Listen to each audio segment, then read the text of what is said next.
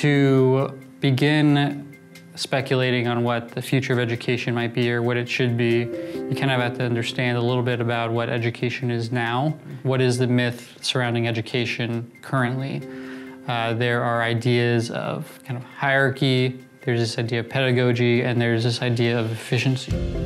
So the current classroom for public education is typically set up, if we look at hierarchy, a forward-facing classroom where you have the teacher on a stage lecturing at students. This kind of relationship is not really conducive to collaboration because the relationship that you want is the teacher to kind of guide students. So this idea of hierarchy is something that we're addressing in the current model. Our idea of efficiency right now is that you have this module classroom, which is simply copied and pasted over and over and over.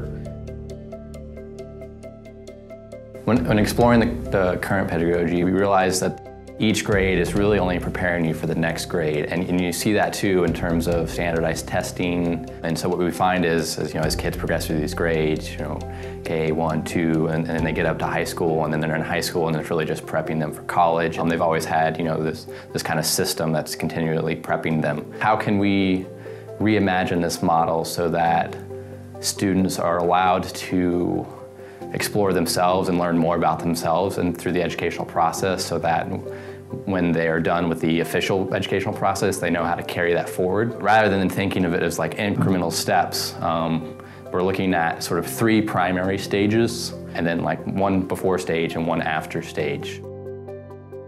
So stage 1 is the formative foundation years in terms of learning how to communicate, read, and write. Stage 2 is activity-based collaboration, where students for the first time are interacting with each other and really taught specifically really how to learn through collaboration versus individualized lecture learning. And then stage 3 allows them to do collaborative-based exploration, collaborating with other students, collaborating with teachers, collaborating with professionals to begin to explore themselves and explore all these different fields to kind of figure out what they like and don't like. And then stage 4 takes all that exploration and then allows them to sort of focus and hone in on a few select key ones that they really found intriguing or exciting. And the final stage, stage 5, would be the sort of the mastery of that one thing that they really liked.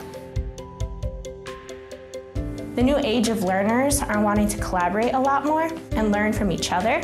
I think that's a huge part of where education is going. In this kind of new model, we're looking at problem solving and creativity as a kind of foundation before we can actually begin designing a new space. Kind of stressing the arts and humanities aspect as well.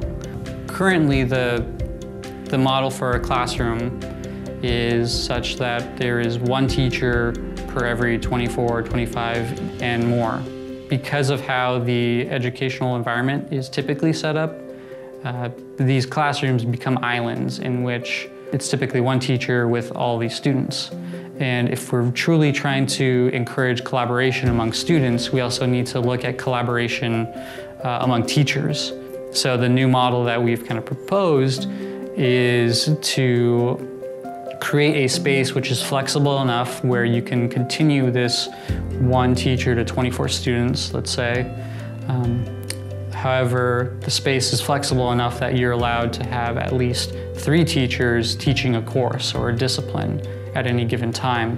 What we have suggested is not necessarily changing the student to teacher ratio, but rather encouraging more of a relationship between a learner and a teacher, as well as collaboration between students and students, students and teachers, and teachers and teachers. When we're designing this school of the future, we do want to create these collaborative halls and collaborative spaces for our students. We also want the opportunity for teachers to learn how to collaborate and learn how to co-teach. You have this central collaborative space that includes all 3 types of learning environments, which is the collaboration, the lecture, and the hands-on makerspace type environment.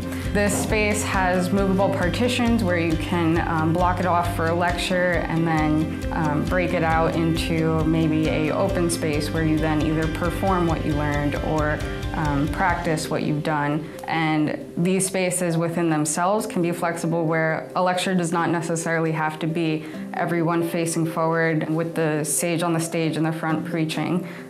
These lecture spaces can have castered furniture with movable desks. They can break out into 2 circles and do group discussions and then come full circle at the end of the classroom.